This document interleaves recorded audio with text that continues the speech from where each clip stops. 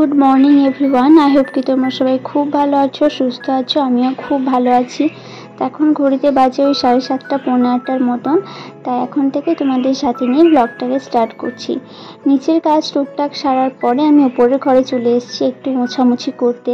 বেশ কয়েকদিন হয়ে গেল ওপরের ঘরটা ঠিকঠাকভাবে মোছা হচ্ছে না, যে কারণে একটু একটু ধুলো বুঝেছে, তারপর ঝুলগুলো টানিয়েছে খুব। সে কারণে সেগুলো একটু পরিষ্কার করার জন্য এসছি আর কি, সময় নিয়ে। হাতে সময় সেরকম সকালের দিকে পাই না। আর এই যে কি বলে ওটাকে, ড্রাই ফ্রুটসের যে কৌটোটা দেখছো, সেটা ফ্লিপকার্ট থেকে আমি অর্ডার করেছিলাম। একদম বাজে, বেকার টাকাটা আমার গেছে। একদম খেতে ভালো নয়। কাজুগুলো মনে হয় দু একটা খেয়েছি, তারপরে এগুলো ফেলে দিতে হবে।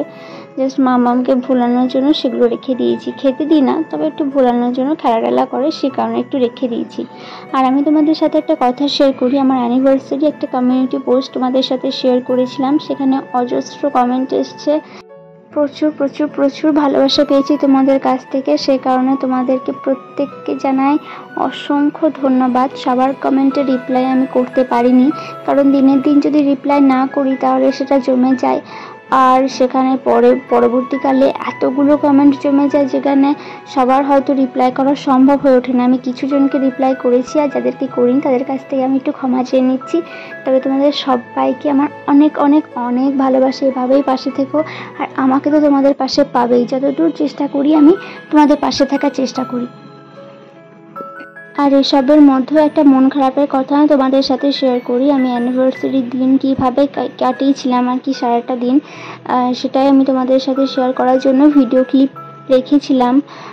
সাধারণভাবেই কাটিয়েছি, একদম বিশেষ কিছু হয়নি, কিন্তু সারাটা দিন আমি কিভাবে কাটিয়েছি, স্মুথলি কিভাবে কেটেছে, দিনটা ভালো কেটেছে, সেটাই তোমাদের সাথে শেয়ার করব ভেবেছিলাম। কিন্তু আমি গ্যালারিতে আমার হঠাৎ করে জানি না কি হয়েছে, সমস্ত কিছু ডিলিট হয়ে গেছে। ড্রাফটসে যেটা রেখেছিলাম এডিট করে ভয়েস ওভার দিয়ে, তাও আমার ডিলিট হয়ে গেছে।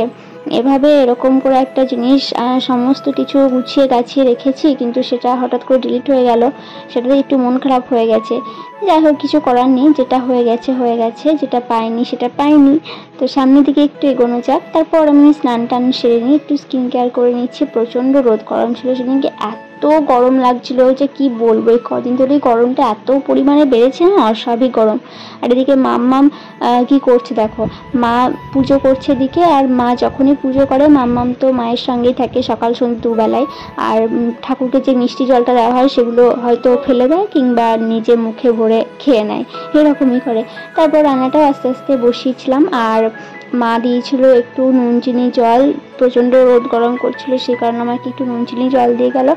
আর একটু পার্সেল এসেছিলো আমার একটা অনলাইন থেকে। আমি কিছু স্কিন কেয়ার প্রোডাক্ট আমার শেষ হয়ে গেছিলো, সেগুলো অর্ডার করেছিলাম। ফাইনালি অনেক দুবার ক্যান্সেল করার পর কী নেবো করে বুঝতে পারছিলাম না, সেটাই।